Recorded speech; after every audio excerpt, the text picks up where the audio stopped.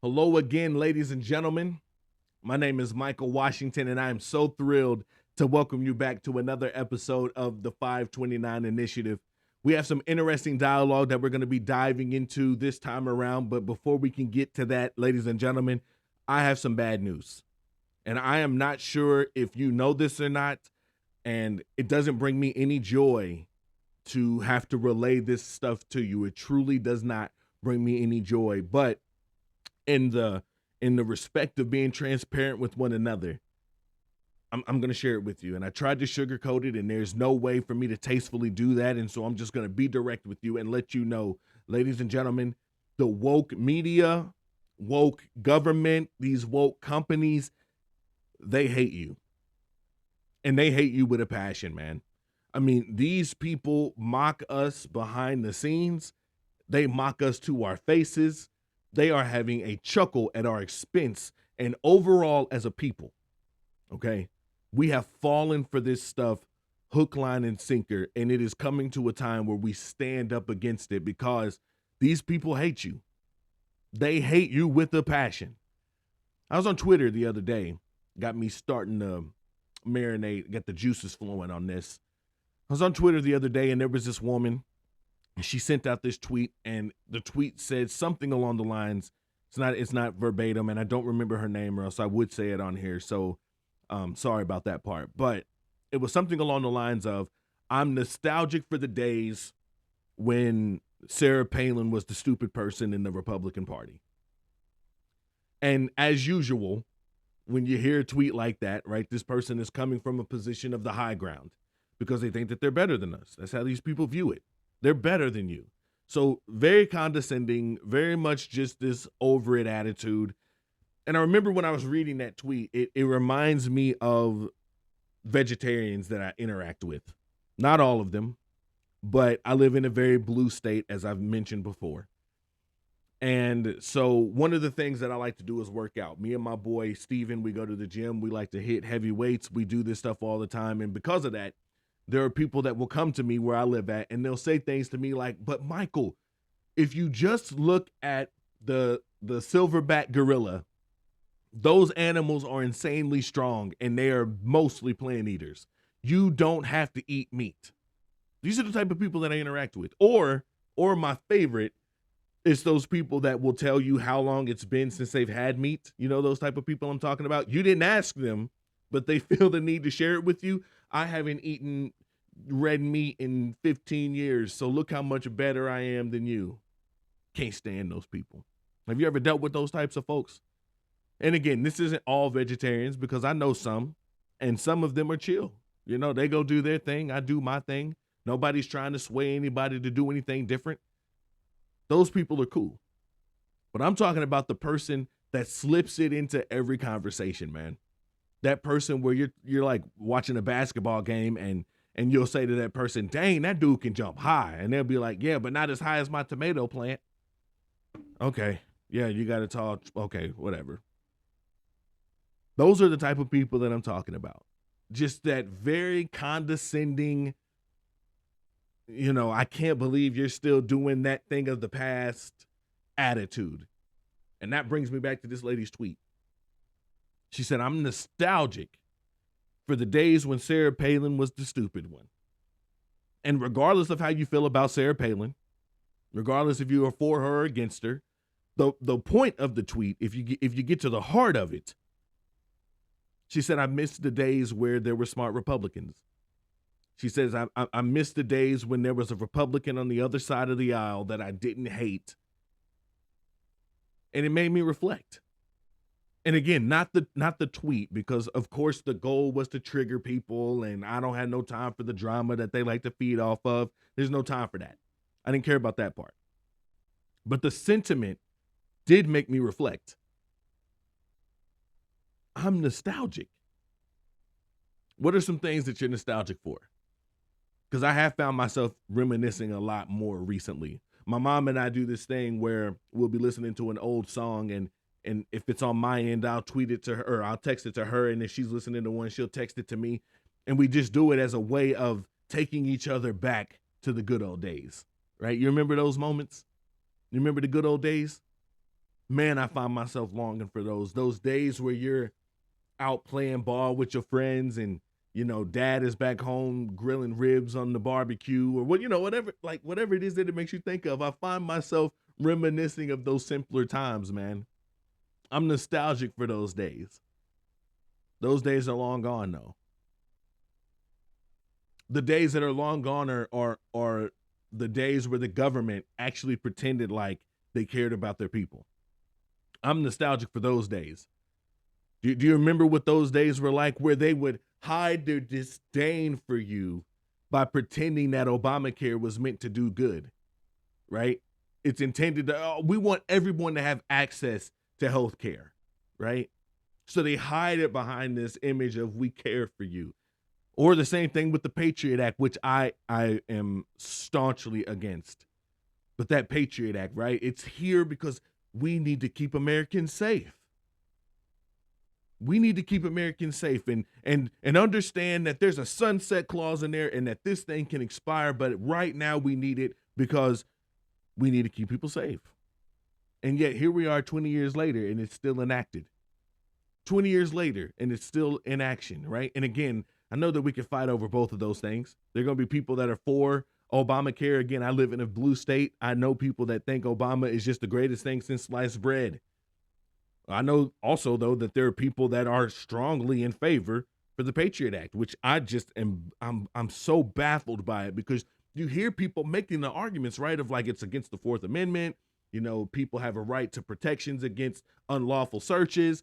But I think it goes even deeper than that. I mean, I don't think it goes deeper than that for me, man. I don't like the fact that it gave the government the ability to spy on ordinary people like you and me. Now, again, am I an idiot? No. I think that they weren't doing that already. Come on. I think that they were. But now it's just out in the open of, it was right after 9/11 and people were distraught and scared. I mean, I remember exactly where I was on that day. I was in 8th grade. And I remember at the end of the school day, the principal came on the intercom and told us what had happened. And the teacher turns on the TV and we see it and we feel. I remember that day when I was getting off the school bus to go home and I ran as fast as I could to get inside my house because I didn't know where these planes were. I didn't know what they were bombing or weren't, but I didn't know any of that stuff. I just knew I needed to get home. Sorry. That's what I was thinking in that moment. And so they send this thing out. They say we need to start the Patriot Act. It's right after 9/11. And like I said, people are scared. They want to feel safe. And so they pounced on it because you can't let an opportunity pass you by. And folks, we're never going to get that protection back. That's the thing. We will never get that protection back. Even if the Patriot Act did expire, let's say it just went away.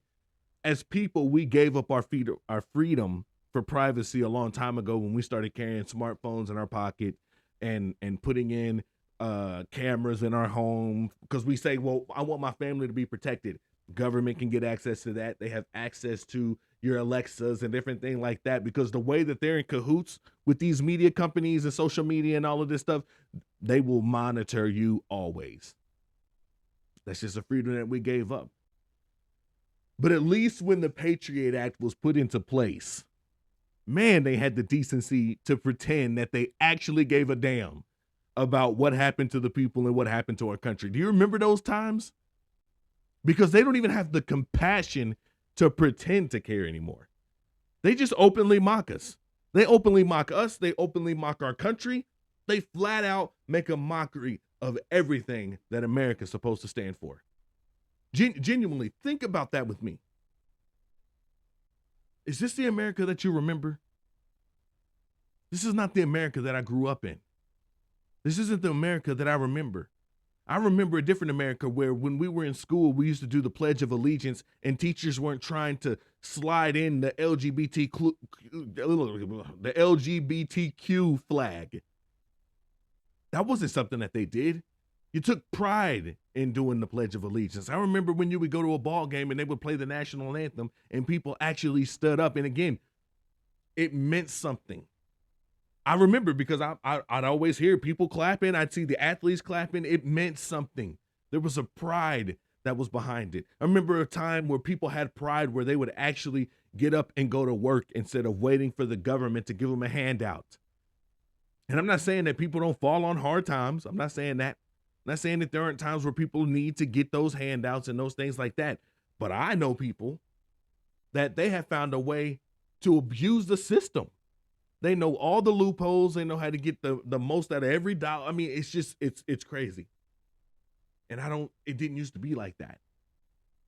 I remember a day where it was actually considered impolite to discuss your politics. Do you remember that day? Because see, we don't have that anymore. Now we are in the midst of a fight every day to protect America. And we have people like Maxine Waters that makes an open mockery of that. And man, I'm telling you, Maxine has to be one of my favorite people in government, just for the fact of she does not care. She is as ignorant as they come. And I know that folks, in this new day and age, you go to the Squad when you think of ignorant, or people think of Marjorie Taylor Greene or Lauren Boebert when they're talking about ignorant, right? You see all the memes and stuff like that.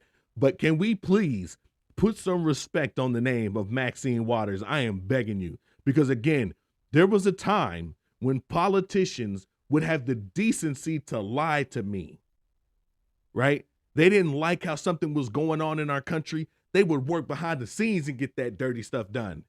You remember that? You remember those days? When they didn't like the way something was going on, they would pay off a politician behind the scenes. They would threaten someone's career behind the scenes. When they didn't want us to know something, they would come out and they would lie to us for your betterment, right? Things like, oh, Epstein killed himself. Thank you, government, for lying to me, making me feel better about my world that I live in. They would work behind the scenes to make us believe that things would be okay. But they don't do that anymore. And I want to take you to the Dobbs ruling. In case you don't know what the Dobbs ruling is, that's where the Supreme Court ruled that abortion is not a constitutional right of women. That's not a constitutional right. That rule should go to the states, they said, and it should be a representation of what the people in that state want. Now, I want you to follow me on this, because regardless of how you feel about abortions, regardless of how you feel about this ruling, one thing is true. This is the highest court in the land. That's what the Supreme Court is. They are the end all be all when it comes to upholding the Constitution. So what they tell us goes. That's how it's supposed to be, right? And so again, I expect common folks to go out and get frustrated and ticked off and all of those different things. Okay, fine. But a normal person that works in government, they say, okay, this is going to go back to the people. The states are going to get a right to decide. Okay, so we're going to put it up to a vote. All right, so we got some work to do. Let's go out and convince people why this is right or why this is wrong. We have work to do. That's what a normal person would think, right? That's what a person that works in government, for as long as Maxine Waters has worked in government, that's what they should think. You would think that they understand how government works and how hierarchy works and so on and so forth. But no, not Maxine. Maxine, this is one of the most classic things that I've ever seen, because Maxine basically just said, I'm above that way of thinking. That is for the common folks. That is not something that I'm supposed to do. And so I want to show you something that Maxine Waters does. This is a clip of Maxine Waters, and listen to what she says. You see this turnout here? You ain't seen nothing yet.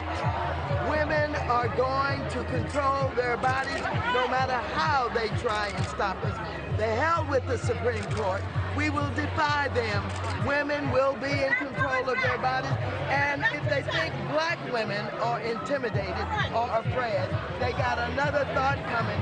Black women will be out in droves. We will be out by the thousands. We will be out by the millions. We're going to make sure we fight for the right to control our own bodies. Thank you.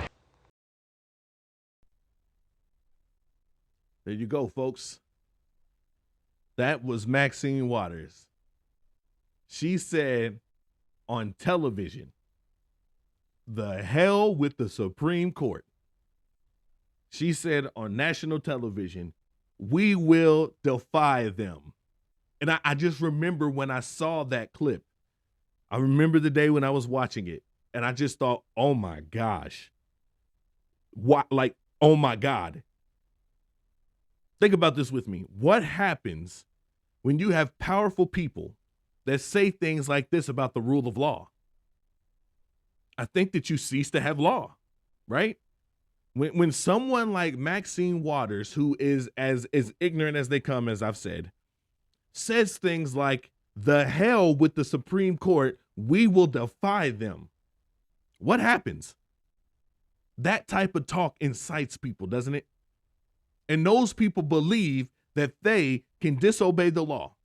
And we saw this with things like our Justice Brett Kavanaugh. He's one of the Supreme Court justices, and this man was harassed by protesters as he was out dining at restaurants. These people would come to his home and protest outside of his home. And listen, it's supposed to be illegal to try and intimidate or threaten a judge. That's supposed to be illegal. The man had threats on his life. And I'm not trying to be dramatic or anything, right? I did hear or I did see the story of the guy in California that had attempted to kill the justice, and he was arrested. So kudos to that.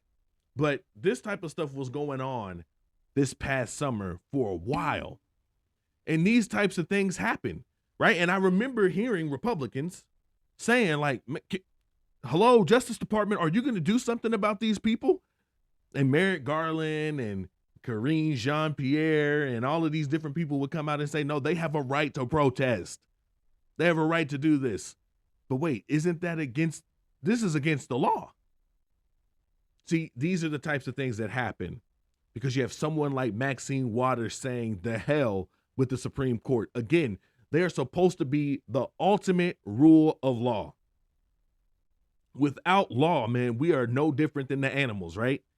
Without law, we're no different than animals, but nope. We don't like something. When we don't like something, we can just disregard it. Same thing when the Supreme Court overruled Joe Biden's mandate. Now, again, before we even get to his reaction to the mandate, can we just go back to the original thing I said? Because this just made me think of something. When the whole vaccine thing was happening, what did they tell us? They said to us, if you get the vaccine, you won't get the virus. They said things like, it's free, anyone can come and get it, and it's meant to protect you. It's meant to protect your family, and so on and so forth, right? This is what they said to us. Again, lied to me. They said, you don't do these things for yourself. That was my favorite one. I don't wear a mask for myself. I wear it for the people around me. I don't get vaccinated for myself. I do it for the people around me. You do these things for other people. Do you remember that stuff? Think of someone other than yourself. That's what they would say to us. Then it came out that, nope, you can still get COVID, even with the shot. I learned that the hard way. As I told you, I had the first two, still had COVID. But when they found out that you could still get COVID after you've had your shot, they changed the talking points, didn't they? They said, well, wait a minute. Now, you said that if I get it, that I wouldn't have to worry about catching COVID. And they said, no, we didn't. Nope, that's not what we told you. The point was always just to prevent you from going to the hospital and to prevent you from dying. You remember how they switched that up, how they moved the goalpost? Now, any reasonable person, in my opinion, would hear this and they would think, okay, listen, I have shared all I can share. I have told you the benefits versus the non-benefits, and now it's up to you to decide what you're going to do with your life. And if a person chose to get the shot, okay, go get the shot. Go get 5,000 shots. Do whatever you feel like you need to do. Okay. But shouldn't it also have been that if they didn't want the shot, that was okay as well? Again, you could just look at them and say, well, hey, they're better educated now. These people know the risk. I can't care for them. They have to care for themselves. You know, whatever kind of thinking you need to say, they have a decision that they need to make. That's what a normal person would do, in my opinion. But nope, that's not what Biden did. What did they do? They doubled down on those efforts, didn't they? They was like, nah, screw these people. We'll bully them into it. So people started saying things like what? They said, don't let them have a hospital bed if they get sick and they're not vaccinated. Really? Don't let them have a hospital bed. Don't let them go out to restaurants. Don't let them go to the movies or to the grocery store. Wait a minute. You mean to tell me the city that I'm paying taxes in, that I pay taxes to, I'm not allowed to go out and enjoy its amenities? Does that mean that you're going to stop taking my taxes? Oh, well, no, that's never been an option. Instead, how about this? We'll just fire you from your job if you don't do what we tell you to do, right? All of this stuff was coming out of their mouths.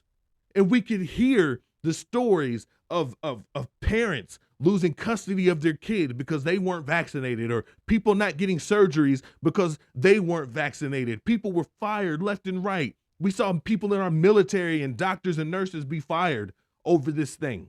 Now, wait a minute. What happened to the days where you were pretending to care, right? Because that's what it's all coming back to. I'm nostalgic for the days where you pretended to care instead of this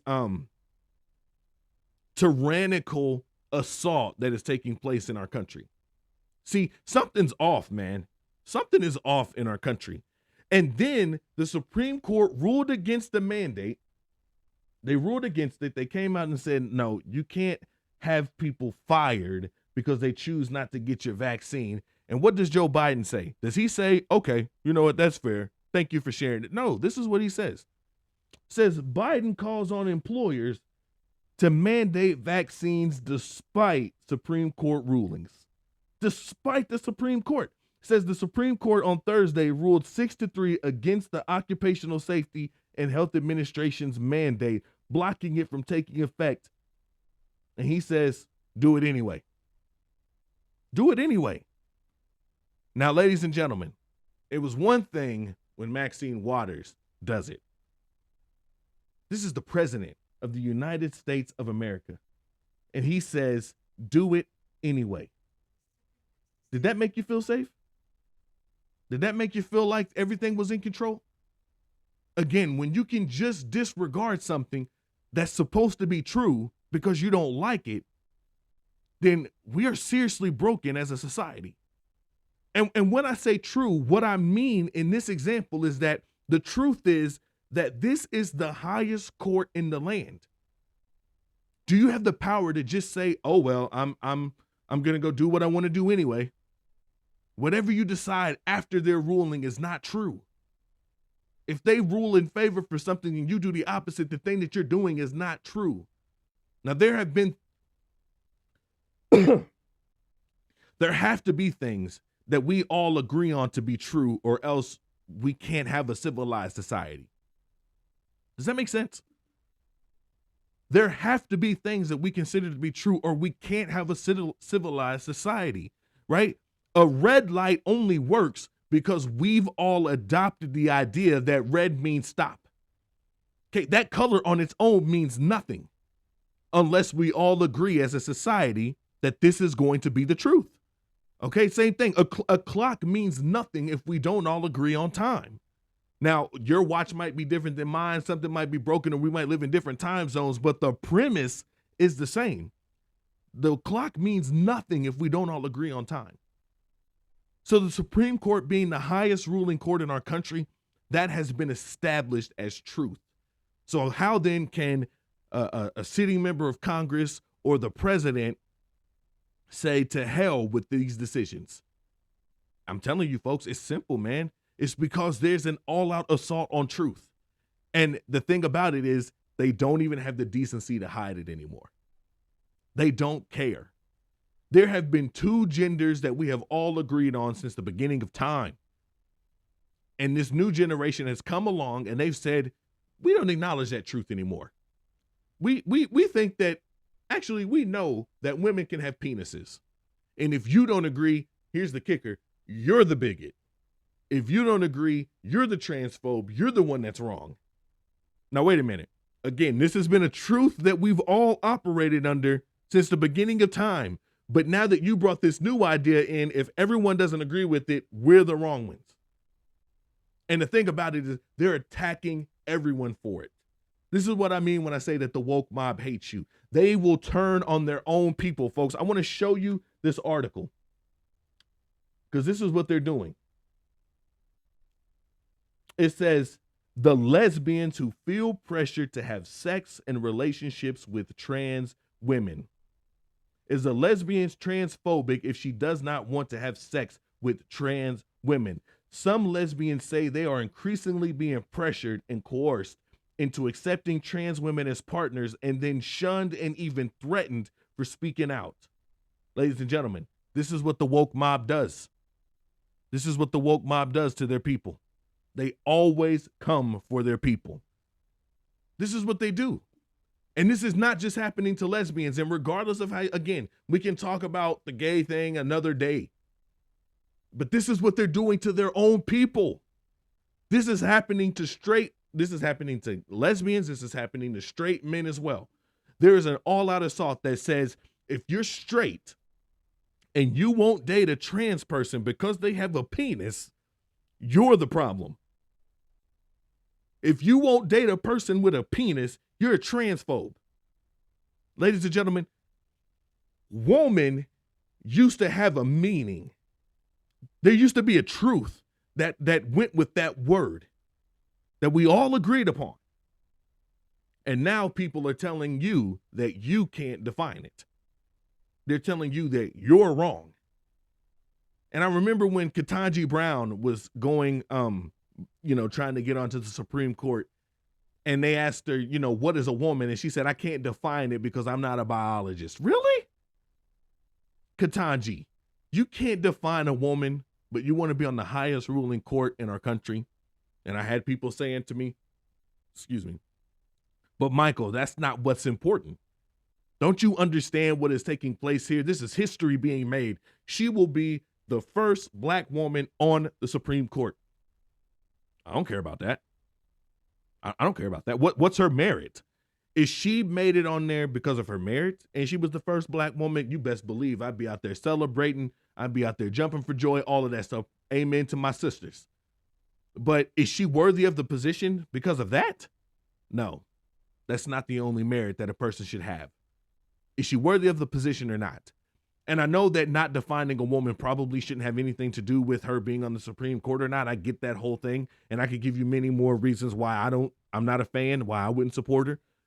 But that's neither here nor there, right? That's not the point of this video for today. The point is, we can't define woman anymore? Really? We can't define woman? My mom's a woman. Your mom's a woman. Then the dictionary people, they had the audacity. I don't know if you saw this. They had the audacity to come up with a new definition for what a woman is. And it is absolutely insulting. Their new definition of a woman is this. It is a person that identifies as a female. Are you freaking kidding me? A person that identifies as a female? And they posted it, and we're just supposed to take it. Like there was no discussions about it. They just said this is the new definition, and you just have to take it because they don't care what you feel. And I can't believe that this needs to be explained in 2023. I can't believe that this needs to be explained, but that's not how you define a word. You cannot define a word by having the word in the definition. Now, granted, they aren't using woman, they're using the word female, but come on, that really? Do they really think that we're that stupid? So now am I going to need Matt Walsh to do a documentary on what is a female? And then when they try to be funny about that, what is a girl? Like, when does it stop? You know what we meant. Woman, female, girl, all of that stuff is the same thing. But here's the kicker. They don't care because the point is to gaslight you. You're the crazy one. You're the one that's messed up. But you're really not, though, because think about this. That would be the equivalent of saying, how do you define a dog? Well, a dog is anything that identifies as a canine. Come on. Stop it. Just stop it. They hate us, ladies and gentlemen. This is what I'm telling you. They hate us. That is not how definitions work, but they don't care. They know that's not how it works, and they don't care because they know that people are so afraid to speak out, so afraid to say anything against the machine that they will just accept anything that is brought their way. You remember Ibram X. Kendi? Ibram X. Kendi is a racist, and he's this guy that was making a bunch of money off of, white guilting people and all of this stuff. Anyway, go check him out. We don't have time to do a video on him right now, but I want to show you a video of Ibram X. Kendi. This is him defining racism. He's at this thing called the Aspen Institute. This is him defining racism. Listen to this. And I'm wondering, I just finished reading Robin DiAngelo's White Fragility, and I think she did like an excellent job of defining racism as like a system of oppression as opposed to like a personal choice. It's like, it's there, you benefit from it, or you don't. That's its purpose. You talked about the importance of defining racism, but I unless I missed it, which is possible, I didn't hear your personal definition. Is there one that you would offer us? Like, how do you define racism? Sure. So racism, I would define it as a collection of racist policies that lead to racial inequity that are substantiated by racist ideas.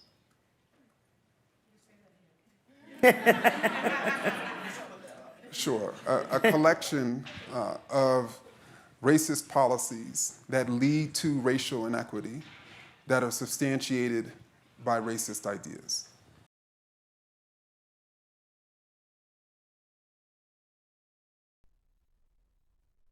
You hear how they speak to us?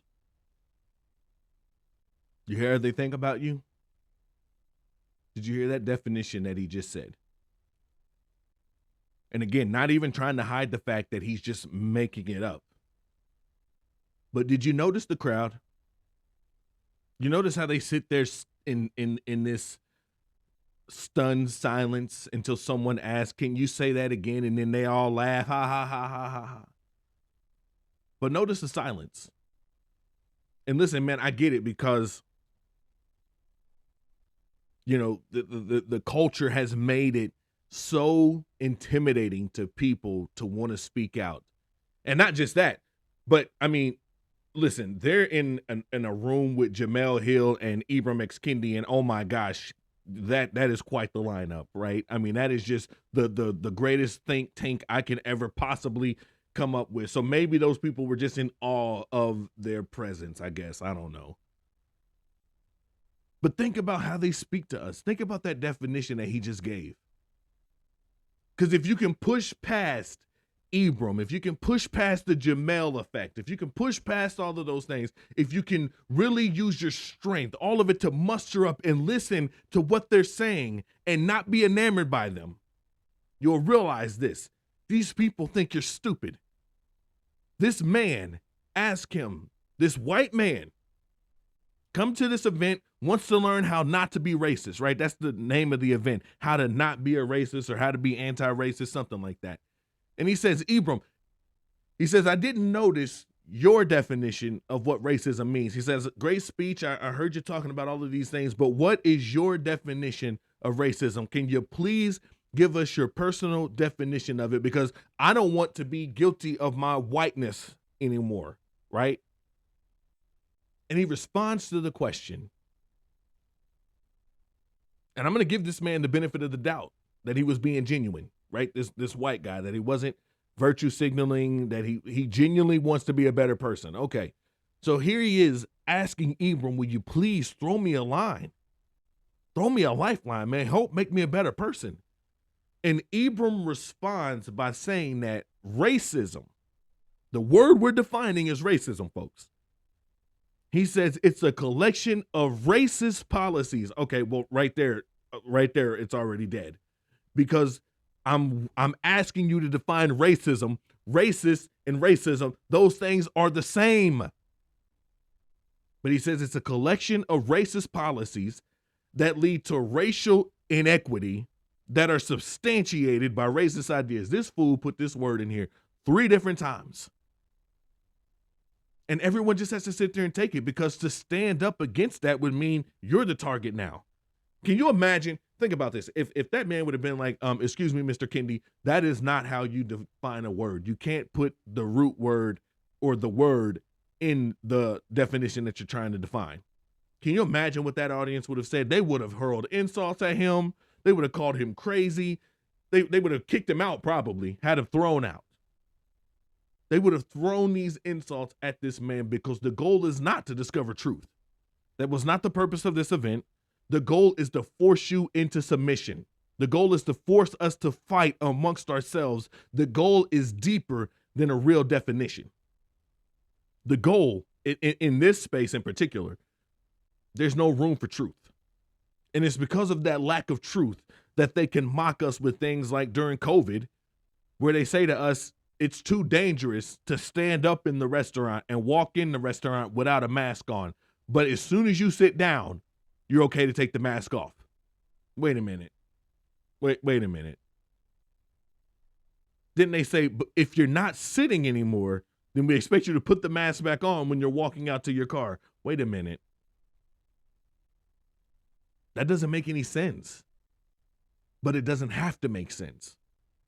It didn't have to make sense when they said to you that, you remember, and I don't know if they did this everywhere, but in the grocery stores that we have where I live at, they put little arrows in the aisle, and they said you can only walk this way in one aisle and this way in the other aisle. And they put this out there, and we were just supposed to take it.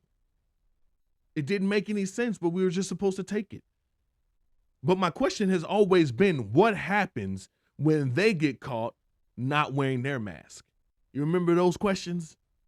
Because we would see that stuff happen all the time. You remember Barack Obama had his big birthday party out at Martha's Vineyard? All of those people came out there. They didn't have to have a mask on. Everybody was partying, getting down, boogieing, all of that stuff. You remember that? You remember that? Nancy Pelosi, when all of the stores and places are closed down, nobody else could go get their hair done, but she walks into her salon. She ain't got no mask on. She threw her little dinner to thank all of her donors that came, and none of those people had the mask on, but all of the workers had to have their mask on, and everybody was having a Cheerio time. Or when they go to the Met Gala and none of the celebrities have their mask on, but all the people flicking the cameras, they have to have their mask on. Make it make sense. You remember these governments would put out these staunch rules that you have to wear a mask no matter what, no matter where you go. Kids have to wear them in school. You have to wear them to work. You have to wear them at restaurants. The list goes on and on. What happens when they get caught not wearing a mask? Here's the mayor of Los Angeles, Eric Garcetti, whatever his last name is. This is what he said when he got caught. Folks, check this out. Safety and security are critical at the big game. But what about preventing the Super Bowl from becoming a super spreader event? There are precautions in place, including requiring fans to provide proof they're vaccinated or a negative PCR test. Masks are also a hot button issue since several high-profile people were seen without wearing them at Sunday's NFC Championship game. Both Governor Gavin Newsom and LA Mayor Eric Garcetti were spotted maskless, a move Garcetti is defending. I'm used to criticism as a public figure. I've been wearing the mask the entire game long. People want a picture, I hold my breath. Zero risk. Probably won't do it anymore because it's a distraction. Suzanne, we gonna get into it or leave it alone? That's what they think of you. Again, not even trying to hide it anymore. They don't care. Same thing at the Super Bowl. SoFi, I think that's the name of the stadium that the Rams play at. They said you must wear a mask in the stadium at all times unless you're eating. Now, that was what the rule was for the people. You could not buy a ticket, from what I heard. I didn't try to get a ticket. But from what I heard, you couldn't get a ticket unless you showed a vax card and you were willing to wear your mask, right? And then they start showing the celebrities. They start showing the celebrities during the game, the Super Bowl, none of whom were wearing a mask, including Gavin Newsom. And wait, before I even get on Gavin Newsom, let's just talk about the sports event in general. Think about this with me, okay? You remember what they were doing to the athletes?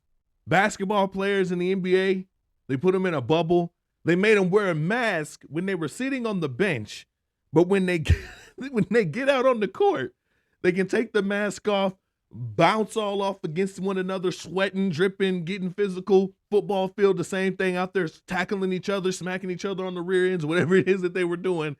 And that was safe from COVID. But boy, when you sit on that bench, you better. Anyway, folks, it doesn't make sense. Gavin Newsom, He's in the race to become my favorite governor. I got to tell you the truth. It's between he and Kathy Hochul of the race to see who is the most evil governor in our country, right? Governor Brown from Oregon, she's giving them a run for their money, but it's definitely right now in my money between those two. It's not limited to just these people, though. There are a lot of candidates that we could put in this race, but the reason I like Gavin is he is just unabashedly evil. That's the thing I appreciate about him.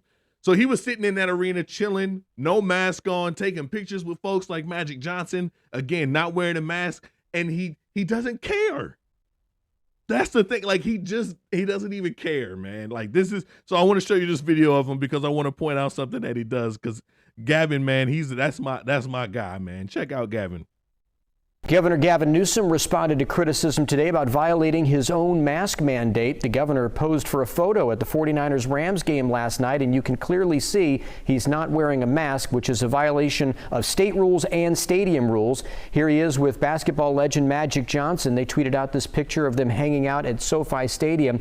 People are calling out Governor Newsom for not complying with the mask mandate. Masks are required at all times at SoFi Stadium except when actively eating or drinking. Here was the governor's response to the criticism today.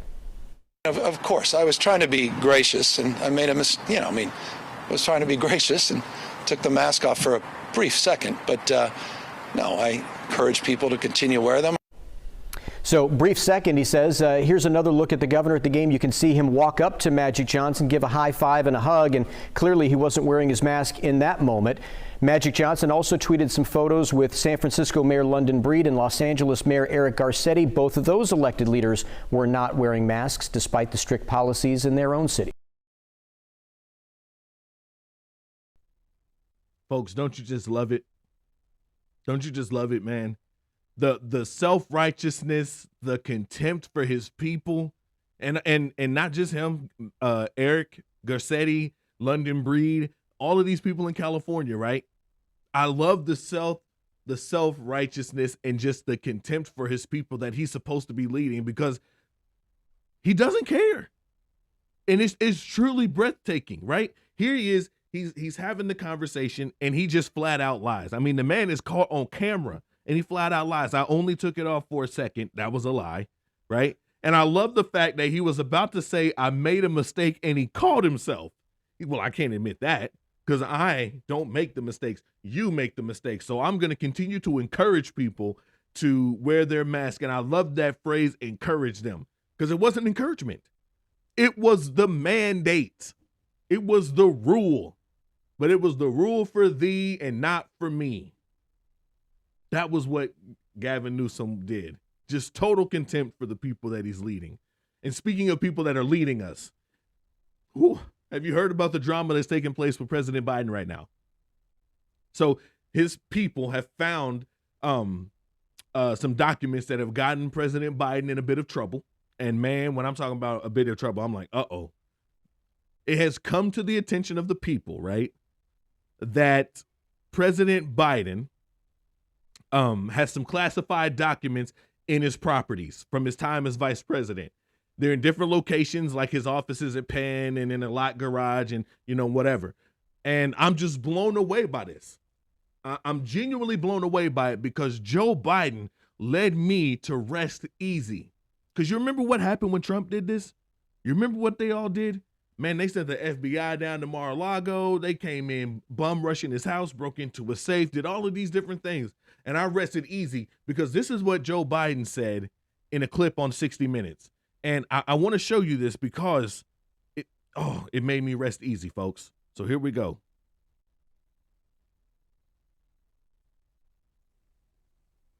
Summer was execution of a search warrant at Mar-a-Lago. Happen. What did you think to yourself, looking at that image? How that could possibly happen. How anyone could be that irresponsible. And I thought, what data was in there that may compromise sources and methods? By that I mean names of people who helped, or et cetera. And it's just totally irresponsible. Totally irresponsible. Totally irresponsible. That's what he said to us. He said it was totally irresponsible. Now, I can sleep easy because when he went to explain himself, he put it all in perspective for me. I'm going to give Biden the benefit of the doubt. I don't know if you saw the press briefing or the where Peter Doocy was asked him the question, and he said, how could this happen? What were you thinking? And Biden said, because Doocy said these were in a locked garage or something, right? I can't remember the exact question. I should have pulled the clip. I didn't. But Biden's response to him made me like, okay, I believe him. He that was sound. Biden said to him, my Corvette is in a locked garage, right? He's implying that the documents were safe because they were also in that garage. They're not out just in the middle of the street somewhere for any Yahoo to get their hands on them. They're in a locked garage. Now, glossing over the fact that he even has a Corvette because that would be bad for the environment, right? So, but we're going to gloss over that for the moment, okay? We're going to just move right past that. He said that we should feel safe because they aren't out in the street somewhere. They are in his locked garage. And ladies and gentlemen, I don't know how that makes you feel, but it makes me feel like, you know what? He has things under control because we all know nobody has ever broken into a garage before. So it's all good. I trust Joe Biden when he gave me that response. And I love how the media and the government is trying to paint this like it's different that he had classified documents versus Donald Trump having classified documents. Is it wrong or is it not? Because if it's wrong, then it's wrong all the time. Is that not the case? But I love how they tried to flip it. They tried to flip it like this is different. Biden's case is so different. He only had a couple of papers. Donald Trump had tons of papers. Does it matter? Does it matter? Is it wrong that he has classified documents? Yes or no? Because if it's wrong that well, first of all, he was the vice president, so he had no right to them anyway. But even let's get past that part. Is it wrong that a president has classified documents? Yes or no? That's the question that we have to get to. But let us go back to the Corvette just for a second. Again, isn't it weird that he has a Corvette?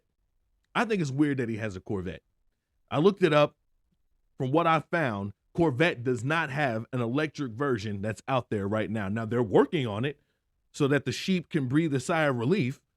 But I'm curious, why would Joe Biden have one if we're so worried about climate change? And better yet, why does he have a gas stove? Because if these things are bad, why do they have them? And I love that question because the brilliant AOC, Alexandria Ocasio-Cortez, comes out and she puts the pieces of the puzzle together for us. Ladies and gentlemen, I want you to check out what AOC has to say. It's brilliant. I do think it's funny, the like absolute utter Republican meltdown where they're like, you can take my gas stove or my cold dead hands, or how dare you talk about gas stoves? You have a gas stove. First of all, I rent, period. Second of all, though, it doesn't even matter because by that logic, these are the same people who would have said we should have never gotten rid of leaded gasoline. Just because someone may have driven a gasoline car. Well, there you have it, folks. There you have it. If you're renting, then it's okay. Okay, so first of all, don't even come to me with that because you don't even know that I'm renting. I don't want to hear it because, like, duh. What is wrong with her? I genuinely do not understand what is wrong with her sometimes. Sometimes I hear her speak, like that little voice that she was doing. Look at, take it out of my dad's hands. Like, what is wrong with her? But then she put me at ease when she said she's renting. That makes it all better because, of course, she's Alexandria Ocasio-Cortez, and she couldn't go somewhere else. She couldn't move to a place that had an electric stove. She had to settle for this place that had this gas stove. And from what the media is saying, having a gas stove in an apartment, well, that's like having a car running in your living room. That's what that's doing. But she powers through because she has to rent. It's just like gasoline. And if you don't think about it, then, you know, don't you get it? Folks, these people are mocking us. They don't have your best interest at heart. They only have one goal, and that goal is simple. They want to destroy you. They want to beat you into submission They want you to watch them living lavishly while you beg them for bugs to eat. They want to continue to sit in their oceanside mansions that they tell you is too dangerous because the water levels are rising. And while they're there, they're going to continue to eat their steak and lobster, right? They want to keep you from being able to travel, but yet John Kerry and people like Al Gore, they get to fly private jets to climate summits all the time because that's what they have to do. They have to do that. They can't fly on Delta. They can't get on a common flight. Heaven forbid they try to do a Zoom meeting. Nope. They're too important. They are too important. They must fly to these summits and they must fly private because they have to do it. But you can't do it. Ladies and gentlemen, they are making a mockery of you. They're making a mockery of me. They're forcing everyone to do everything that they say. And that's what they're about. Again, I'm going back to the thing with the lesbians and how they're forcing them into relationships with trans women. Now, regardless, again, of where you stand with homosexuality, they're turning on their own people. It's not just folks that don't think like them. They turn on everyone, folks. The woke mob eventually devours everyone. We're going to be talking about that in a later episode. But my point is that they are attacking their own to force them into submission as well. They don't care about you. They are laughing at you. But the woke people think that they're on the right side of history. They think that they got it right, man. One of my favorite quotes of all time is by Mark Twain. And it says, it's easier to fool people than convince them that they have been fooled. Excuse me. That's where we are, folks. That's where we're at. Excuse me. And I'm going to show you one more clip for this episode. And I want you to watch this. And I want you to think about what these people are doing to you. How can someone have the audacity to tell us that they aren't making fun of us as people? Tell us that they haven't been trying to fool our country. It's not even just happening in our country anymore. It's happening in our world. Tell me they haven't been fooling people. And understand that they are coming for you. They're going to continue to come for you. They're going to continue to try to break you. Folks, my prayers go out to the good men and women of our nation and of our world. We must stand together. Again, I want to encourage you, remember who your real enemies are. And if people are waiting on the government to make things better in their world, that is never, ever going to happen. That's not how it works. Our world becomes better when we realize, how do we treat our neighbors, right? Treat your neighbors better. Be kind to one another. That's what we need to do because they want us to fight with one another.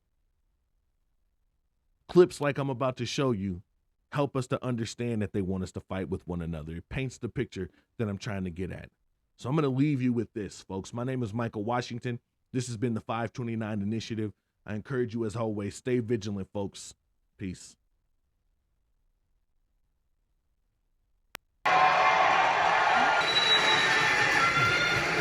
It has been 70 years, the Miss Universe organization ran by men.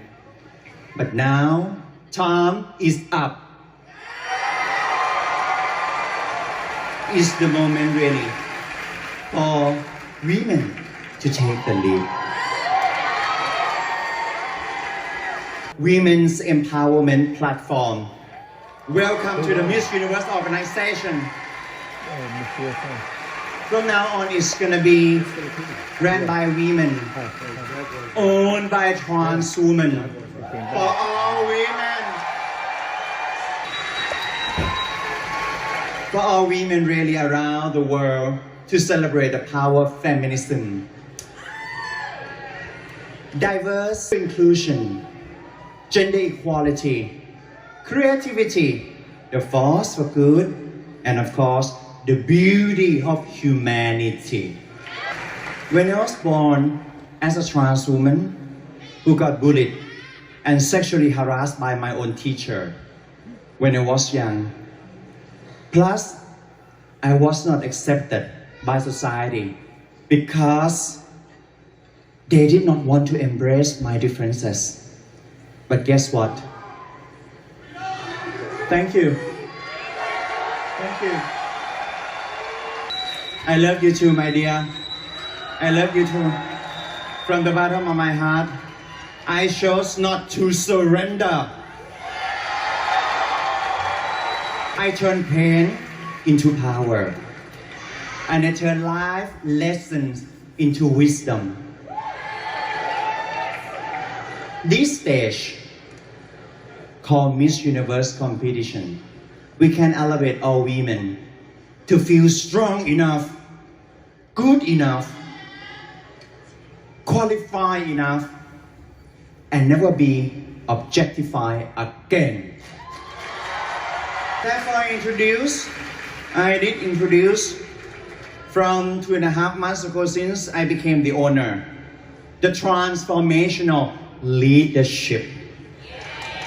That is the concept really, in order to enhance the organization's long-standing values and heritage as guiding light, shining bright to the future glory.